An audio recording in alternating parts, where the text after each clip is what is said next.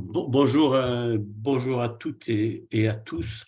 Donc, pour ce nouveau webinaire de la Société française de génie des procédés, on est très heureux de vous accueillir cette journée sur un événement organisé par notre groupe thématique GT, traitement des eaux et de l'air, qu'on appelle Regard croisé, qui permet, sur des problématiques importantes, sur des problématiques émergentes, de confronter à la fois des aspects académiques et des aspects industriels. Donc, c'est le deuxième de la série.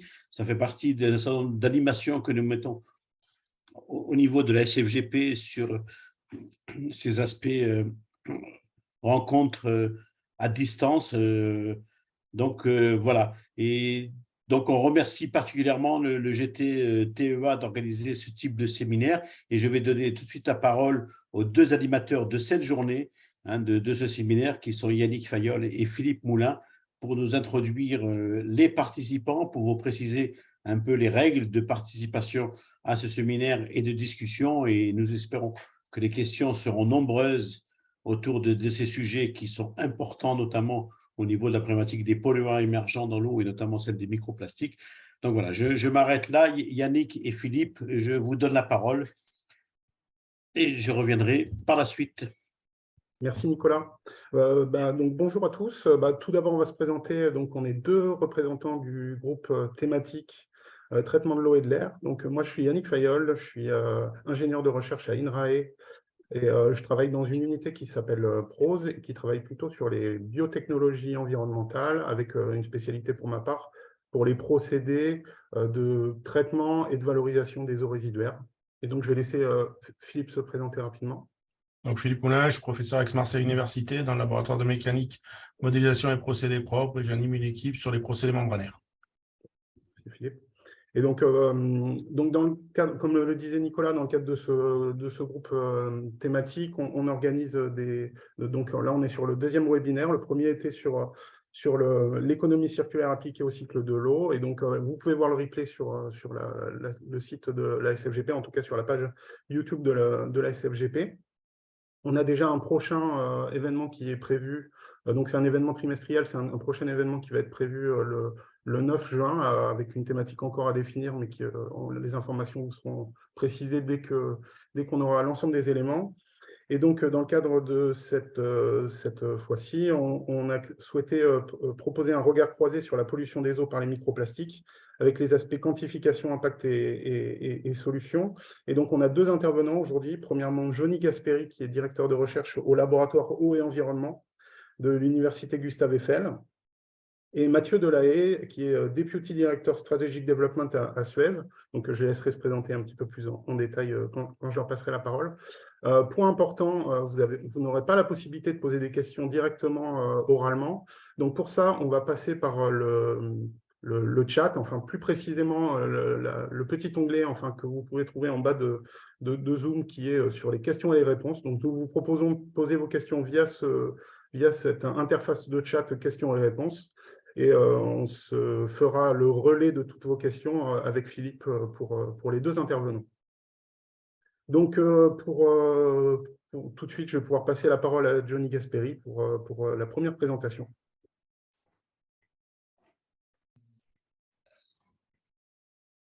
Johnny. Alors, est-ce que c'est clair comme ça? Attends, ça se charge, il me semble. Peut-être le mettre en diaporama, Johnny. Alors, on y va. Il est en train de se charger en diaporama. OK. Par contre, il faut enlever sur les trois petits points. C'est parfait. C'est parfait. Alors, oui, super. On peut y aller. Donc, bonjour à tous. Merci beaucoup à la FGP de m'avoir invité aujourd'hui, aux organisateurs de ce TEA Web.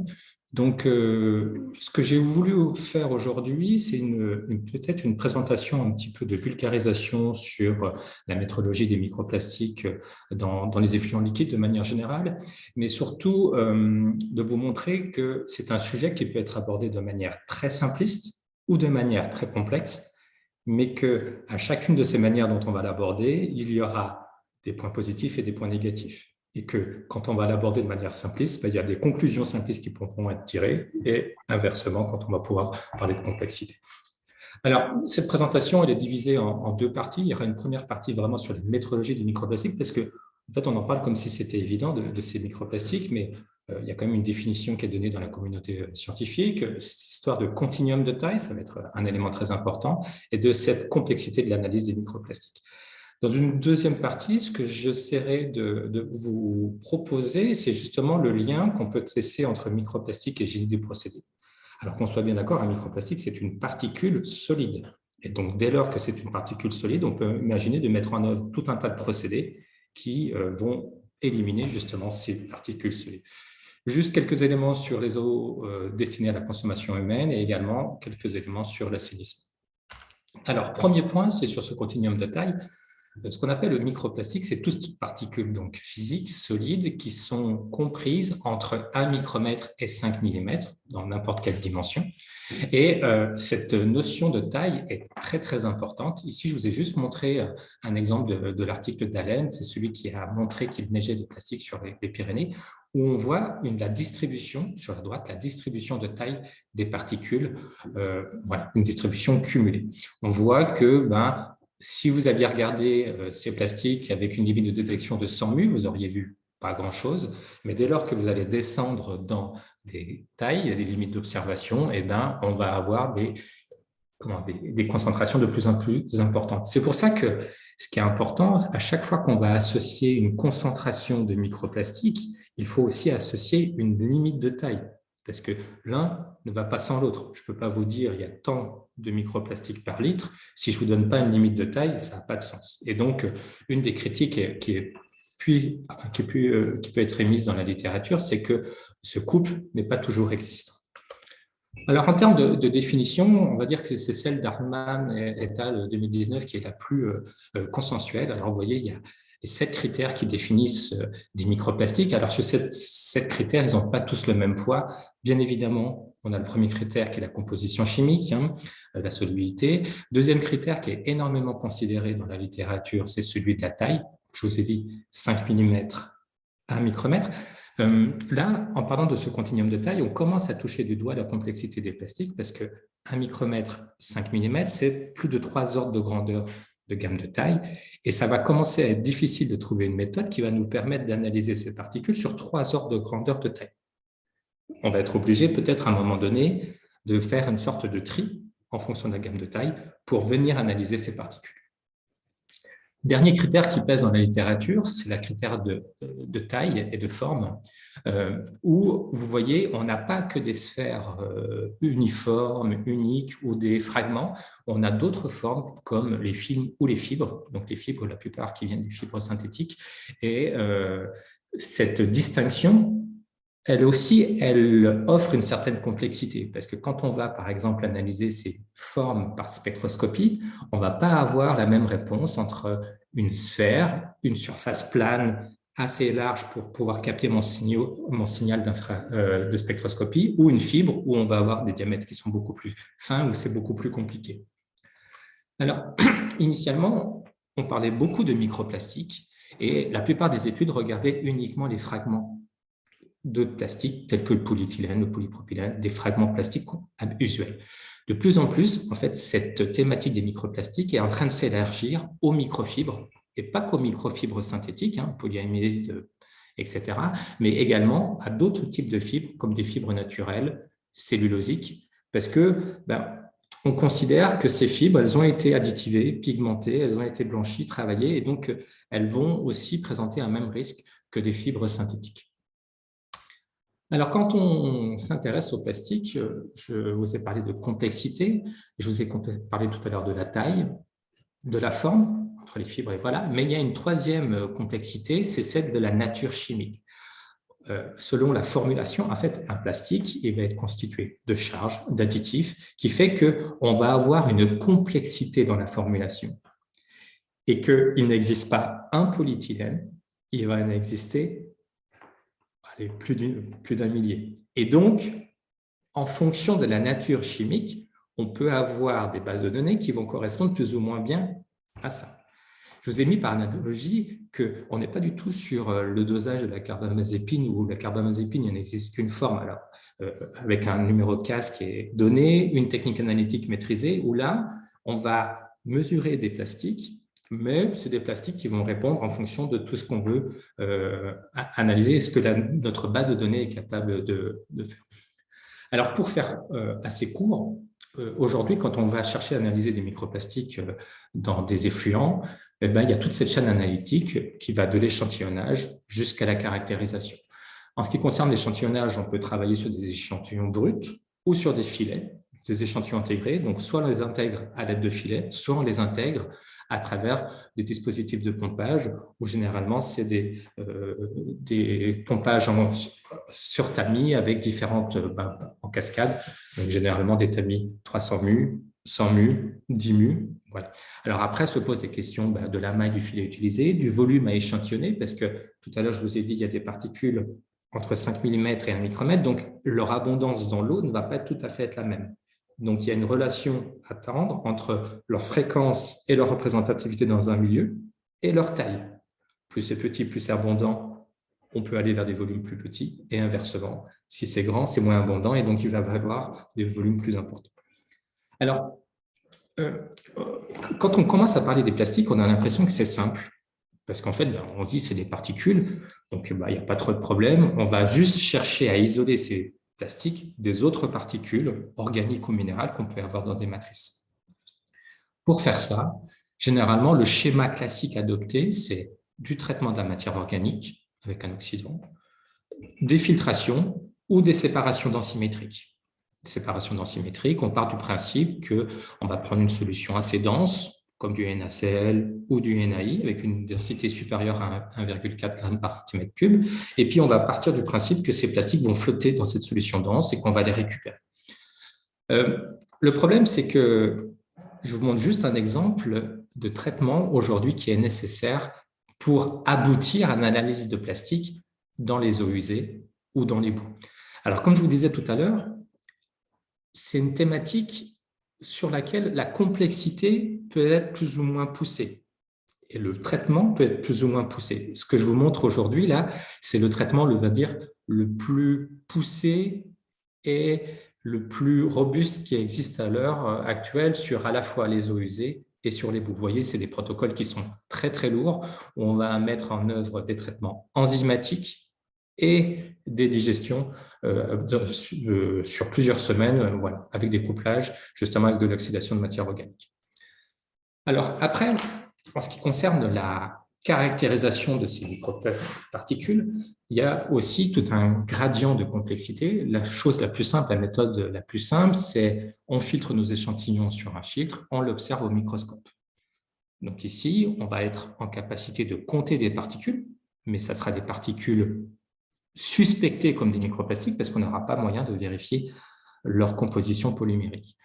Alors, ce qui est fait généralement, c'est compter sous microscope, et après, on prend quelques-unes de ces particules, celles qui sont manipulables à la main, forcément, et on les place sous un infrarouge et on regarde, etc., etc. Soit, il y a une autre méthode, on va dire, les méthodes de spectroscopie, donc interaction matière-lumière, où l'idée, ça va être soit de cartographier un filtre selon différents maillages et on va regarder les différentes particules qui vont sortir de cette cartographie. Alors, je ne rentre pas forcément dans tous les détails de cette analyse, mais c'est pour vous donner un peu l'idée de ce gradient de complexité et de ce qu'on peut réellement faire dire ou faire aux analyses de microplastiques. Alors, quand on parle de microplastiques en milieu urbain, il y a des compartiments aujourd'hui qui commencent à être assez bien documentés. Et donc, par exemple, tout ce qui est filière liée aux eaux usées et aux filières de traitement, c'est aujourd'hui relativement bien documenté. Et l'ensemble de ces études, on va dire, elles convergent vers des messages assez clairs que je vais vous délivrer ensuite et que Mathieu confirmera. On a des choses qui sont aussi assez claires aujourd'hui sur les boues brutes et sur les boues de fin de filière. Alors après, malheureusement, il y a des compartiments qui sont un petit peu moins documentés à ce jour, sur lesquels on travaille. Alors, j'ai dit en plaisantant que j'avais fait ce graphique ce matin entre le café et la pause des enfants. C'est une sorte de petit graphique conceptuel quand on parle de plastique, parce que ce que j'aime beaucoup, c'est de ne pas réinventer la roue, dans le sens où généralement, quand on débute une nouvelle thématique, on a tendance à laisser croire que ce qu'on va faire ou développer est très original et qu'on est des génies en posant des choses nouvelles sur la table. En fait, les microplastiques, il faut le voir comme des particules et que les processus pour éliminer ces particules, il faut presque faire abstraction du plastique et juste se concentrer sur la particule. Donc, d'un certain côté, on va avoir tout ce qui est processus physique. Donc, ces processus physiques, vous les connaissez mieux que moi, étant forcément de la Société française de génie des procédés. Soit on a la flottation d'un côté, la décantation de l'autre. Alors, on a cette idée de se dire que les plastiques, c'est des choses qui sont peu denses, mais d'inversement, on a des plastiques qui vont être très denses. Quand je dis très denses, avec des PVC ou avec des plastiques qui sont très additivés, on peut avoir des densités supérieures à 1,5.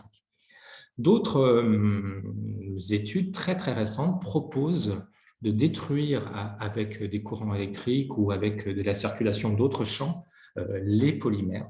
Alors, c'est des études qui sont réalisées au labo, mais c'est une des pistes qui est envisagée. Et autre chose, ce petit trait ici, c'est tout simplement tout ce qui est procédé membranaire ou système de filtration qui va nous permettre d'éliminer tout ça.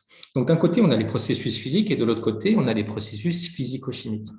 Globalement, à ce jour, sur les microplastiques, suite à l'oxydation que ces microplastiques vont avoir dans l'environnement, on a plutôt des particules qui vont être chargées positivement en surface. Dès lors que ces surfaces sont chargées positivement, il y a plusieurs manières d'accéder à ce que ces particules soient éliminées. Soit on va faire en sorte qu'il y ait une coagulation. Donc, pour qu'il y ait une coagulation, on va essayer d'éliminer ou de contrer un maximum ces charges de surface, dans un premier point, ou on va utiliser ces charges de surface pour venir éliminer. Donc, en appliquant par exemple un champ magnétique, un champ électrique, on va pouvoir faire migrer ces plastiques. Donc ça, c'est un peu des processus, on va dire, théoriques, des points de discussion. Sauf que, contrairement à la belle image des microplastiques que je vous ai présentée, où le microplastique est seul, le microplastique est toujours en interaction avec les éléments de la matrice, qui sont la matière organique, qui sont les autres particules minérales et qui sont les autres particules organiques. Qui fait qu'aujourd'hui, on intuite énormément que très peu de microplastiques sont sous forme libre, mais que la plupart sont toujours sous forme agrégée. Alors vous allez me dire, c'est chouette parce que ça nous simplifie énormément la vie s'ils sont sous forme agrégée, parce que s'ils sont sous forme agrégée, ça va être encore beaucoup plus simple de les éliminer. Et que s'ils sont agrégés, les processus physiques pourraient venir dominer l'élimination de ces microplastiques dans certains effluents liquides. Alors, vous avez vu, j'ai mis un plus ou un moins en disant on ne sait pas trop. Aujourd'hui, ces agrégats, avec la matière organique, le revêtement de cette matière organique en surface ou l'agrégation avec d'autres particules, peuvent conduire à des propriétés de surface différentes. Aujourd'hui, ce n'est pas tout à fait clair de savoir exactement ce qu'il en est.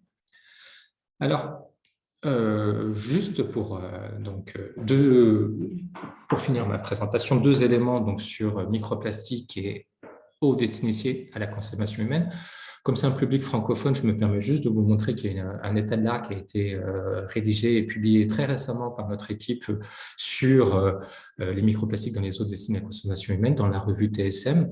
Donc, je vous ai donné quelques ordres de grandeur et je voulais juste vous montrer un exemple de résultat. Donc, pour Choisy-le-Roi, vous voyez, donc c'est des eaux brutes qui ont été prélevées en Seine. Alors, attention, je l'ai bien mis ici, on est en concentration microplastique par litre. Donc, on est aux alentours de 6-7 microplastiques par litre pour des microplastiques supérieurs à 25 μ dans l'eau brute versus l'eau produite où on est en microplastique par mètre cube.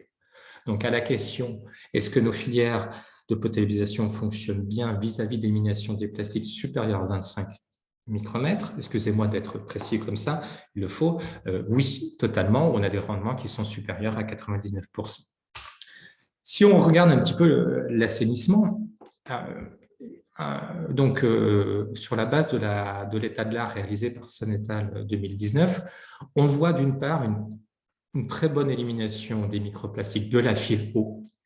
Alors, pas une bonne élimination, je devrais dire un transfert de la file eau vers la boue. Vous voyez, quand on va avoir 100% de plastique qui va rentrer, on va avoir quasiment 60 à 70% de microplastique qui va se concentrer dans les boues, avec des niveaux de boue entre 1000 et 10 000 microplastiques par kilo.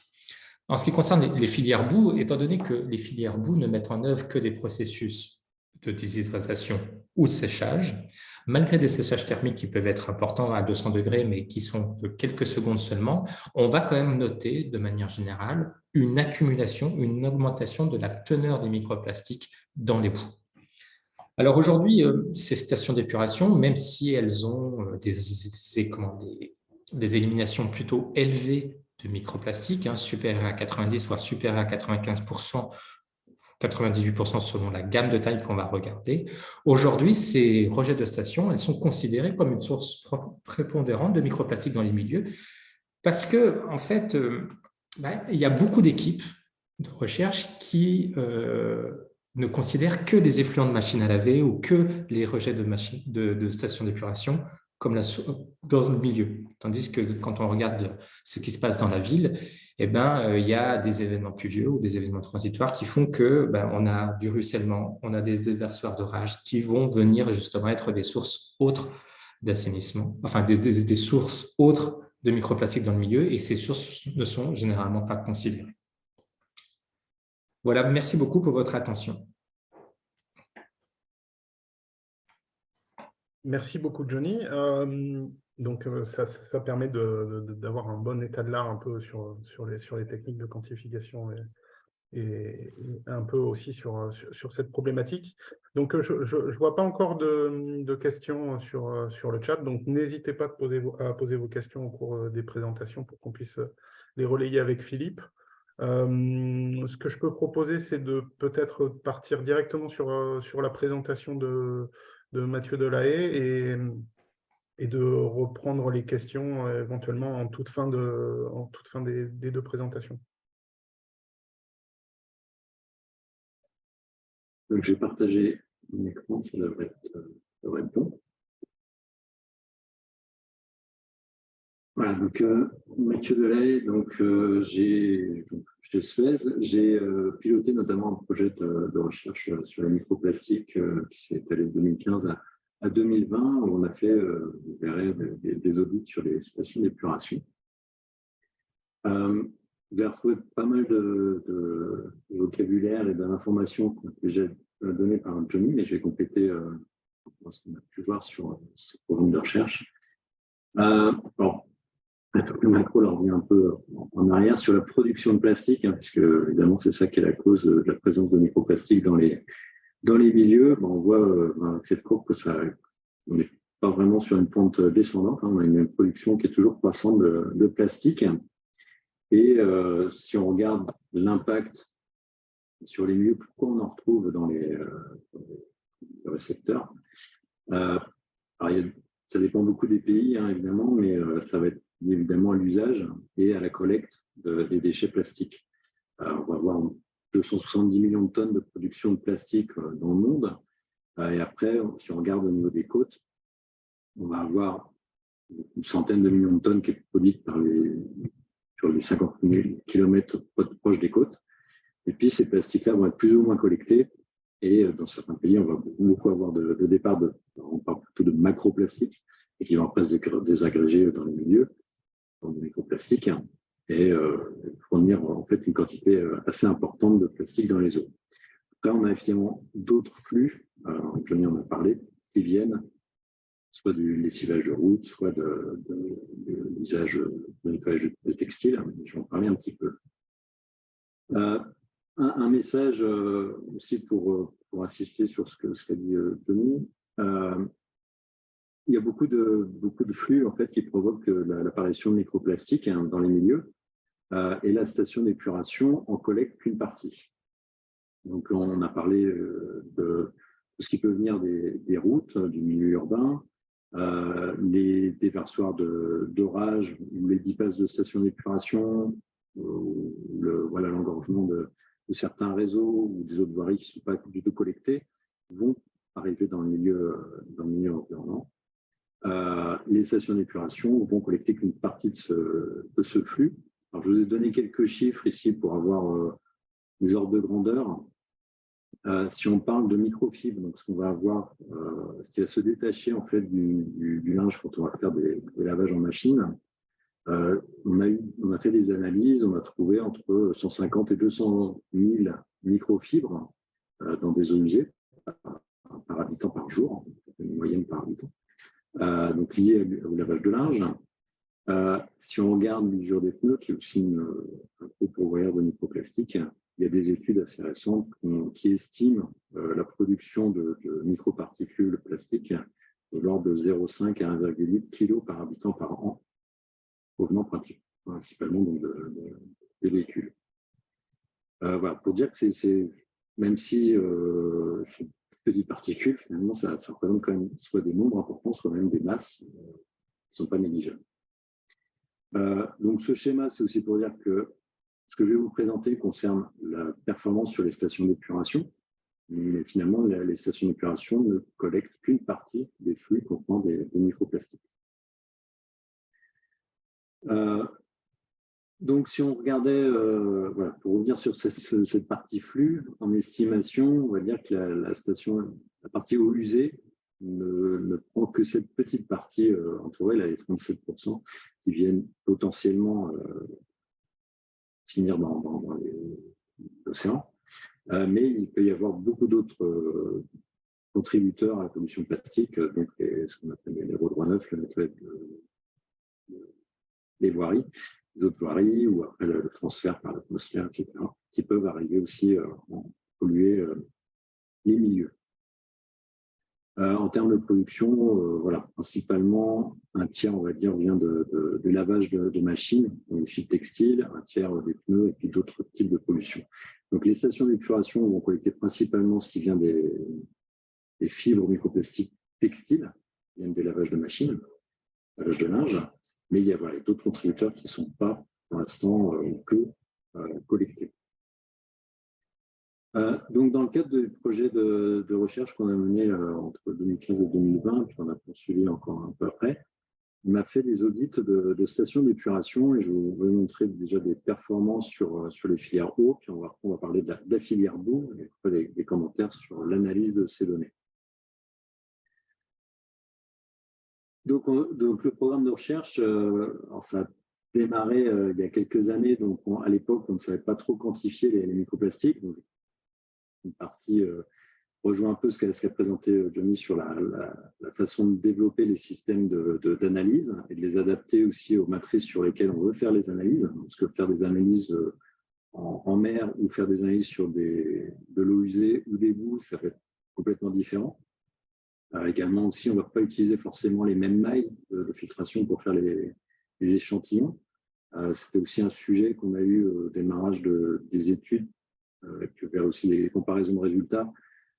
La façon dont on fait le prélèvement joue beaucoup sur la quantification. Hein, parce que si vous prenez une maille de 300 microns ou une maille de 10 microns, évidemment, il y a beaucoup de microplastiques que vous n'allez pas arrêter dans le cadre de la 300 microns. Donc, les résultats vont être différents. On a fait des audits donc, sur des stations d'épuration avec différents types de procédés pour voir l'impact des procédés sur la rétention des microplastiques. Il faut savoir que les stations d'épuration n'ont pas été designées pour ça hein, à la base.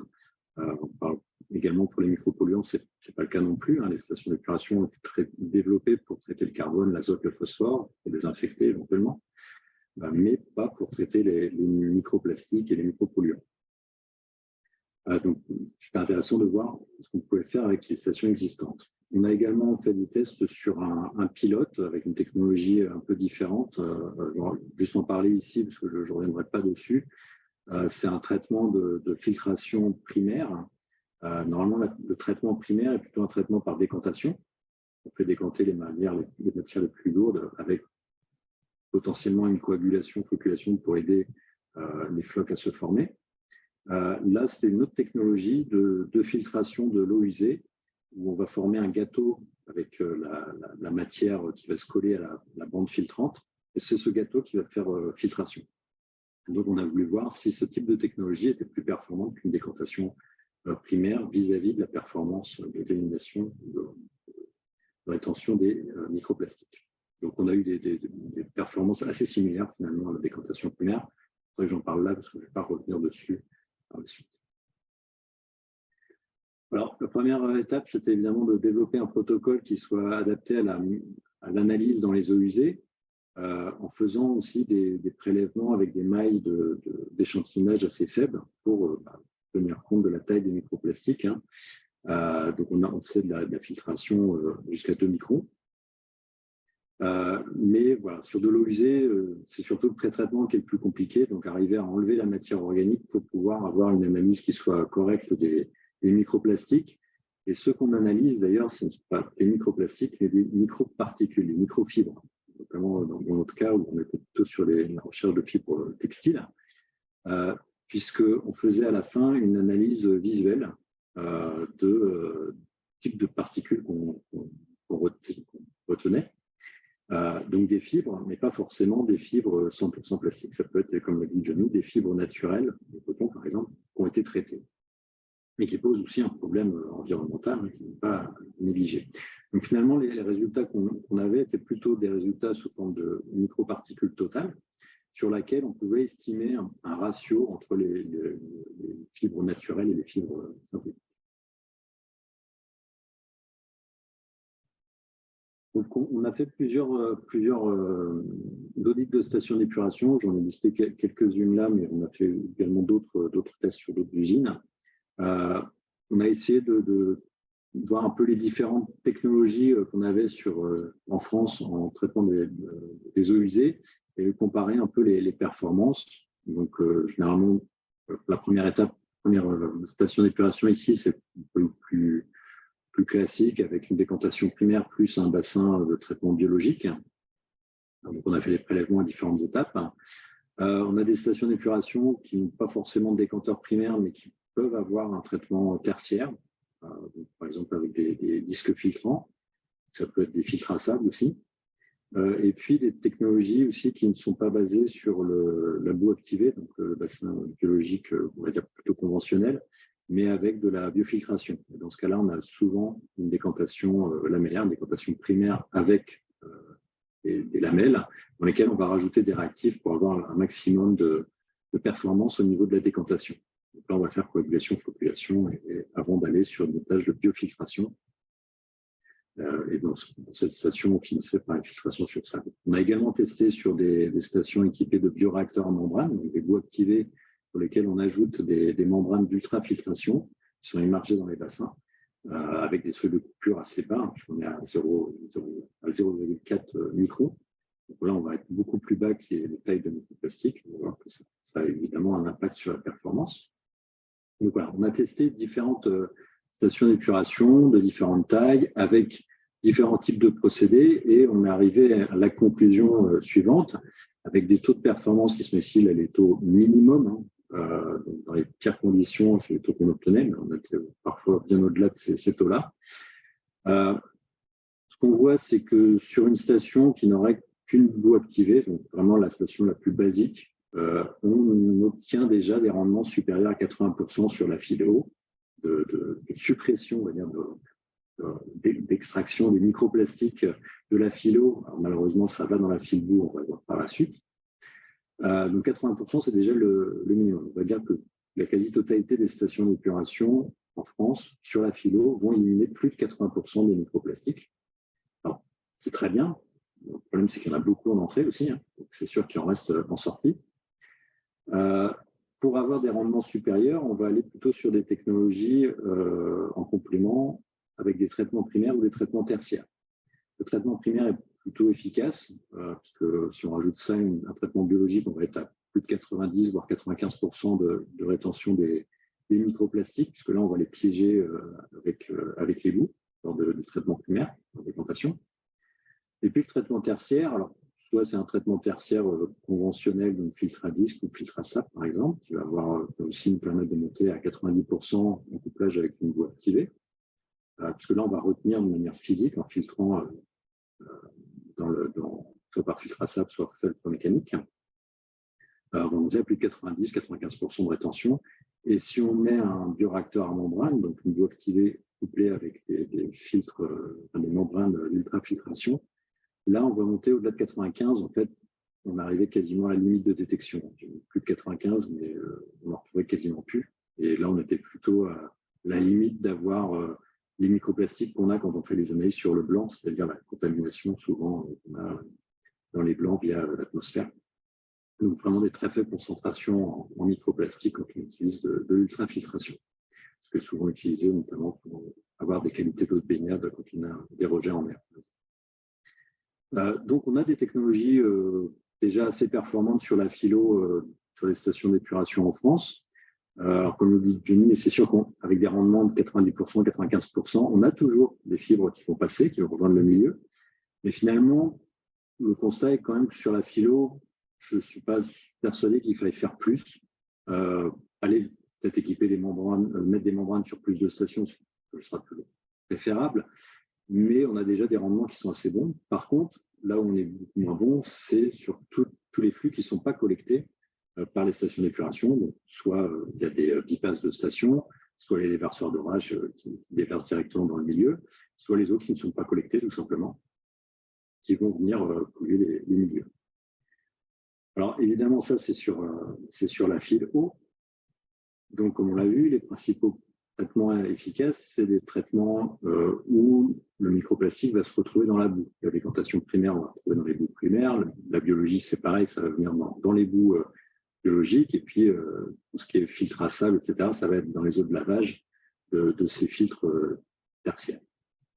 Donc, on va retrouver les microplastiques dans les boues. Donc, voilà. C'est ce qu'on supputait, évidemment, il a fallu le prouver. Donc, on a également développé un protocole d'analyse qui rejoint celui que Johnny a présenté, avec là une attaque chimique plus importante, puisqu'il y a encore une matrice un peu plus complexe pour faire l'analyse. Mais sinon, c'est à peu près le même principe, hein, des attaques chimiques, puis l'analyse visuelle et des énumérations. Et donc, on a pu faire des bilans entrée-sortie et aussi des analyses à différentes étapes de la filière boue et des bilans globaux sur les stations d'épuration. Donc, si on regarde, c'est des valeurs moyennes qu'on a fait sur un bilan sur une station d'épuration. En entrée, on avait 10 puissance 10 microparticules par jour qui rentraient sur la station d'épuration et on en retrouvait très peu finalement dans l'eau traitée, moins de 2%, et beaucoup finalement dans la filière boue. Alors même 158%, c'est-à-dire qu'on en avait plus que ce qu'on avait en entrée. Alors évidemment, il y a des biais analytiques, il y a aussi le fractionnement de ces microparticules. Vous avez un microplastique qui va rentrer, il va peut-être se dissocier. Et bon, évidemment, l'incertitude analytique joue quand même beaucoup, parce que c'est quand même sur des matrices assez complexes. Et donc, on considère que, voilà, 100 en entrée, 158% en sortie, finalement, c'est pas si mal que ça.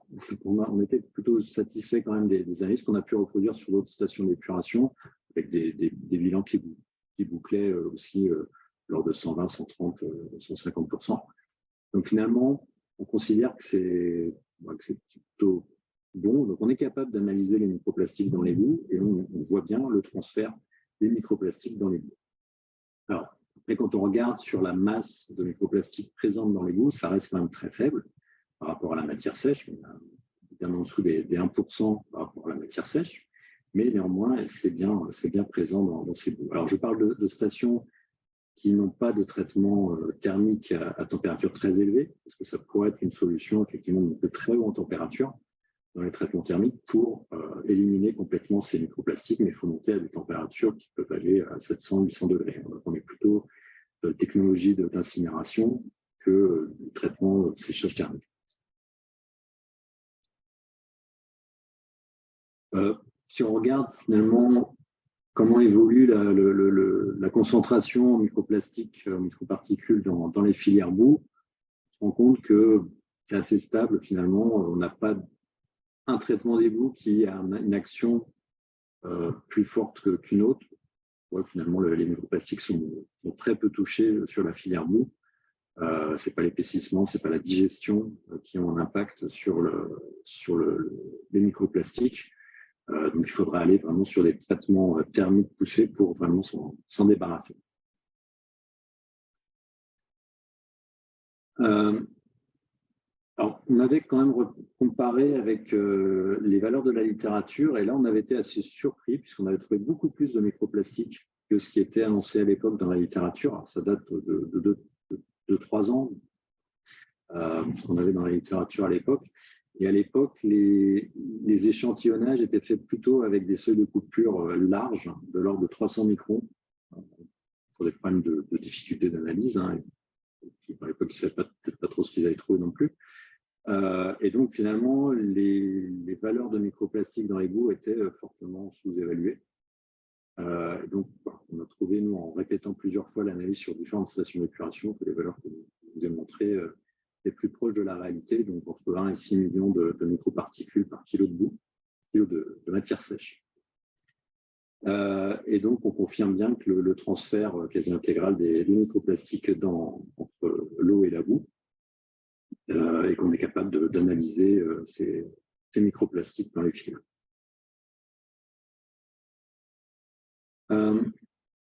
Voilà, pour conclure, maintenant on est capable, et Johnny aussi l'a illustré, d'analyser les microplastiques, mais il faut faire très attention dans la manière dont on reporte les analyses, hein, parce que est-ce que c'est des microplastiques, est-ce que c'est des microparticules, à quel seuil de filtration on a fait les échantillonnages.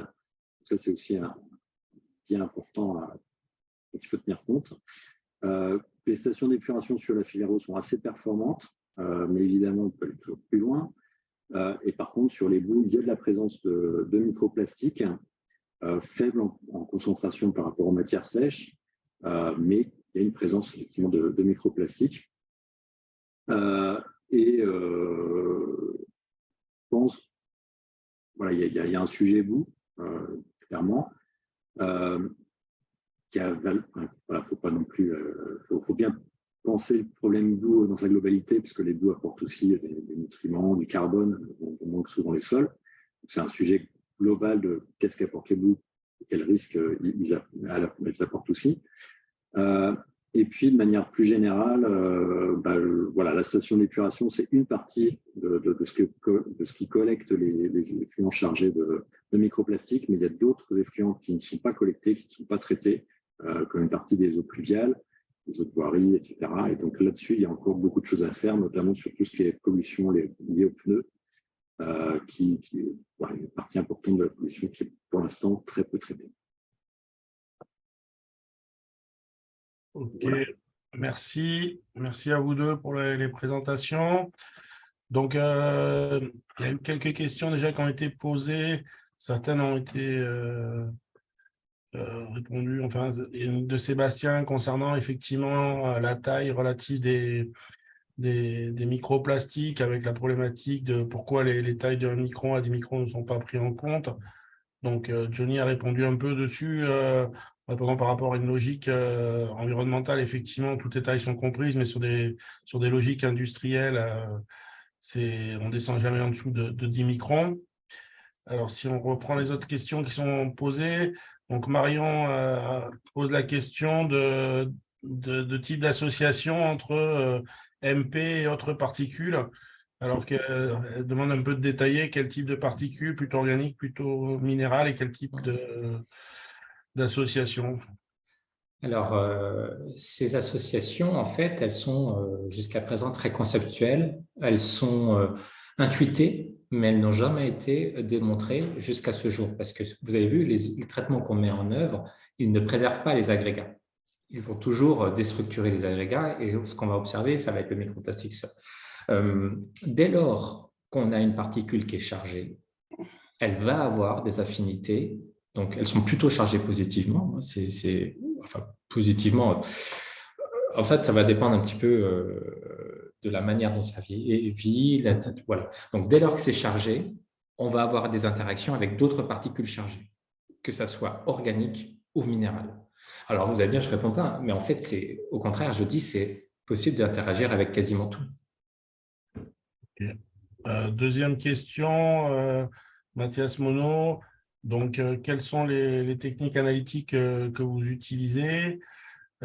Pourquoi une limite de taille à 25 microns? Ça vous a un peu répondu tout à l'heure. Et question sur réflexion nationale et internationale pour rédiger des normes sur les techniques analytiques. Alors, oui, ça va être un peu long comme réponse, mais peut-être aujourd'hui, on va dire, il y a 2 grandes méthodes qui sont considérées comme les méthodes avec le plus d'opérationnalité, qui sont d'un côté l'infrarouge, donc c'est-à-dire on va faire de l'infrarouge. La limite de l'infrarouge, c'est que la limite physique, c'est qu'on va être capable d'analyser des particules jusqu'à 10 mu, 15 mu, mais que si on veut automatiser l'infrarouge, on est obligé d'augmenter un tout petit peu la gamme de taille et qu'on va travailler généralement à 20 ou 25 mu, voire 30 mu. Voilà. L'autre méthode, qui est, on va dire, le plus d'opérationnalité, c'est la chromatographie gazeuse et la spectrométrie de masse, mais sur laquelle on a greffé de la pyrolyse en amont, où on va avoir pour l'instant, les scientifiques, les chercheurs s'intéressent beaucoup à comment on va quantifier des plastiques dans des matrices complexes, c'est-à-dire qu'on va pyrolyser ces échantillons, ces plastiques, on va former des produits de pyrolyse, mais on a des matrices qui sont complexes, qui vont sorber ces produits de pyrolyse ou limiter ces produits de pyrolyse ou générer des interférents qui font que la quantification par pyrolyse GC-MS, elle est complexe à ce jour. D'accord, c'était une des questions aussi qui était posée sur la pyrolyse des boues, effectivement, qui pouvait être une solution. Question qui a été posée. Sur le devenir, sur l'avenir, quid de l'analyse des... Je mixe un peu les questions, mais quid de l'analyse des nanoplastiques, détection, analyse, et puis quid aussi derrière on parle de valorisation, du recyclage de ces microplastiques. Une question pour le futur. Si M. Delahaye veut en prendre une, qu'il n'hésite pas. J'avoue que les nanoplastiques, je préférais que Denis réponde. Alors, étape par étape, on va dire les microplastiques. Et qu'est-ce qu'on peut en faire une fois qu'ils sont dans une boue? Seuls ceux qui n'ont pas travaillé sur une boue peuvent poser cette question, tellement c'est un boogie-boulga c'est impossible chimiquement ou physiquement de venir extraire ces microplastiques. Et le gain énergétique pour venir recycler ces microplastiques, il est donc, pour moi, ça, c'est voilà, pas de sujet, on n'en parle plus. Les nanoplastiques. Nanoplastiques, donc c'est inférieur à 1 micromètre. Déjà, en termes quand on parle de particules et de gamme de taille, quand on va arriver sur du 1 micromètre, on va avoir des comportements colloïdaux. C'est-à-dire que tout ce que je vous ai expliqué sur la sédimentation, l'agrégation, enfin l'agrégation c'est faux, mais sur la sédimentation, il faut changer de vision des choses. Par contre, les nanoplastiques, on intuite qu'ils sont systématiquement sous forme agrégée, donc de l'hétéroagrégation avec d'autres particules minérales, et qu'ils se comportent de manière très similaire. D'ailleurs, il y a eu une étude, une publication qui est passée très récemment sur des filtres pour traiter les eaux, qui a montré qu'on avait des éliminations de nanoplastiques aux alentours de 95 ou 98%, uniquement parce qu'en fait, ces nanoplastiques, ils ne sont pas sous forme de monoagrégat, ils sont agrégés. On est d'accord que quand vous parlez d'élimination de pourcentage de nanoplastiques, c'est en nombre ou en taille ou en volume ou en surface? Alors, pour l'instant, nous, c'est beaucoup du nombre. C'est beaucoup du nombre. Oui, c'est vrai. OK. Alors, quid du devenir des microplastiques dans les boues après épandage? Effectivement, ça reste sur les champs. Hein. C'est quelque chose d'inerte. Alors, il y a une dégradation lente, mais ça reste sur les champs. Il y a des études, et je pense qu'il manque encore un peu d'études là-dessus. Il y a quelques études qui essaient de montrer la proportion de plastique provenant des boues et la proportion de plastique dans d'autres activités sur les champs. On estime à l'ordre de 20 à 30% qui pourrait venir des boues. Donc, il y a d'autres choses qui viennent aussi, qui amènent du plastique sur les champs. Donc, il n'y a pas que les boues, pas incriminer que les boues, mais voilà, ça va rester sur les champs. C'est quelque chose de si on peut prendre. Okay. Nicolas, une question? Oui, rapidement, merci pour vos présentations. Cette problématique des microplastiques effectivement apparaît partout dans toutes les questions. Et on était à une réunion il n'y a pas longtemps, au mois de janvier, à Bruxelles, sur ces questions au niveau européen. Et on m'expliquait, parce que moi j'étais du côté du procédé de traitement des eaux, que ça ne nous concernait pas beaucoup, parce que globalement, comme Mathieu l'a bien démontré, les stations d'épuration déjà arrêtent beaucoup de microplastiques, qu'en plus, dès qu'on met des problématiques de reuse, où 80% des projets de reuse intègrent des projets d'ultrafiltration, les microplastiques sont arrêtés, que c'est essentiellement une problématique environnementale par rapport aux polluants émergents. Et j'avais du mal à situer un peu l'apport procédé dans ces objectifs, de dire comment on va avancer, comment on va développer, comment on va montrer effectivement, est-ce que c'est qu'une question environnementale qu'il faut étudier au niveau des estuaires, des rivières et des mers, ou est-ce qu'effectivement, au point de vue procédé, on a des choses à apporter en plus que ce qui est fait actuellement, parce qu'il est vrai que la station d'épuration est un aspect barrière excessivement important, d'autant que si on rajoute d'après de la reuse ou de la réutilisation des eaux. Donc, vraiment, c'est une question qui est posée et j'étais un peu surpris quand on m'a dit, mais vous, les gens des stations d'épuration, in fine, vous êtes moins concernés par ces problématiques-là. Je pense que si on regarde le global de la pollution, il y a beaucoup de pollution qui viennent des eaux de voirie, et là-dessus, ou des bassins d'orage, et là-dessus, il n'y a pas grand-chose qui est fait. C'est pas arrêté. Donc, si on compare effectivement la performance sur la file eau des stations d'épuration, les stations d'épuration s'en sortent plutôt bien. Ce qui n'existe pas ailleurs, finalement, sur les eaux de voirie, les eaux pluviales. Par contre, il y a quand même la problématique boue, c'est le transfert.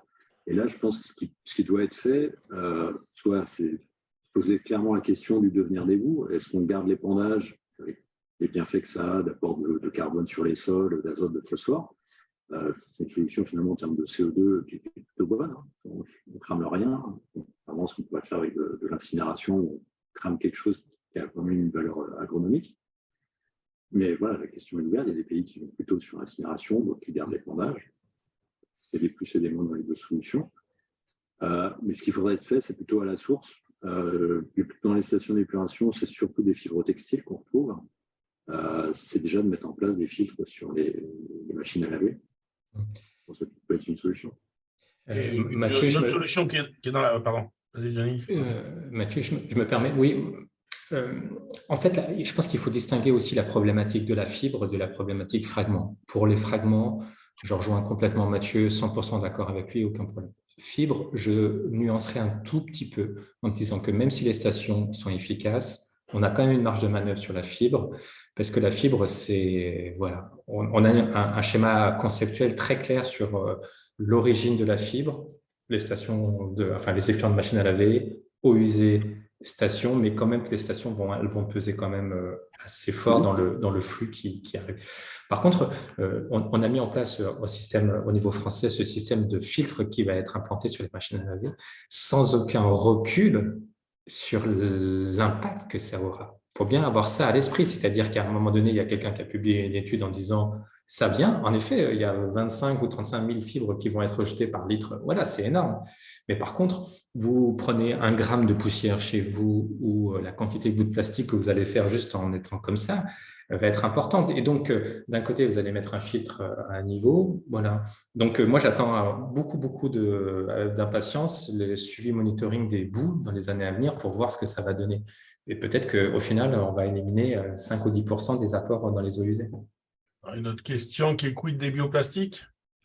Sont-ils la solution, proche, lointain? En fait, ce qu'il faut faire attention quand on parle de bioplastique, on a l'impression que comme il y a bio, tout est bon et voilà.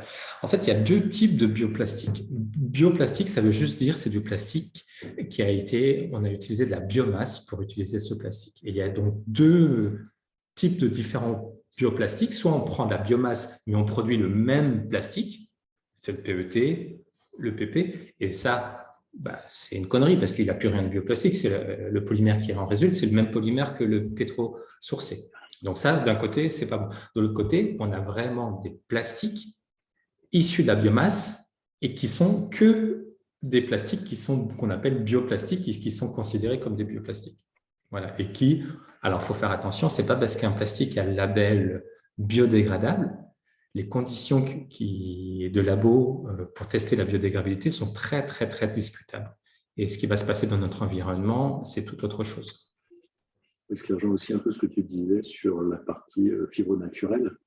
Ce pas parce que c'est une fibre naturelle que c'est bien. Il y a aussi des additifs, des choses comme ça qui font qu'elle est plus finalement si dégradable que ça. Et elle peut aussi poser des problèmes environnementaux. Ok, alors il y avait aussi sur tout ce qui est normatif en termes de rejet, etc. Oui, alors, il n'y a pas pour l'instant de normes en Europe, en France, sur le rejet des microplastiques sur les stations d'épuration. Il y a des discussions sur les teneurs dans les boues. Il y a des CRESOC en discussion pour savoir si on met des teneurs ou pas sur le plastique dans les boues. Sur la file eau, pour l'instant, il n'y a pas de normes. Il n'y a pas de pression dessus, quoi. Il n'y a pas de pression des pouvoirs publics, etc. Non, pas réellement. Je dirais avec humour que les analystes ne sont pas prêts. Oui, déjà, il faudrait qu'il y ait une norme sur les analyses. Oui. Et donc, dès lors qu'on ne va pas imposer quelque chose qu'on ne sait pas faire, ou les labos de recherche savent le faire, les labos privés sont en train de travailler dur pour le faire. Oui, il faut que tout le monde se mette d'accord sur les seuils, sur la manière de faire.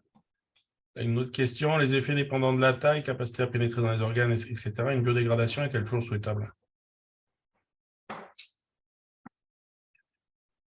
Là, il y a deux concepts qui sont inclus dans cette question. Il y a la question de le lien entre taille et effet, et de l'autre côté, le lien du devenir du polymère, parce que tout dépend comment ça se dégrade. Alors, on va commencer par la biodégradation. Si c'est la biodégradation dans votre esprit, c'est juste une fragmentation en plus petits bouts, oui, c'est pas ça, mais la biodégradation, c'est pas une fragmentation en petits bouts. C'est la solubilisation du polymère ou la génération de biomasse, sans passer par des petits bouts, ce qui est de la fragmentation.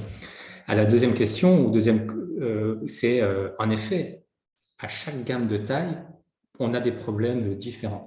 L'ingestion de microplastiques par tout plein d'organismes a été démontrée, mais entre 5 mm et 20 ou 15 micromètres, la plupart des microplastiques ingérés sont excrétés.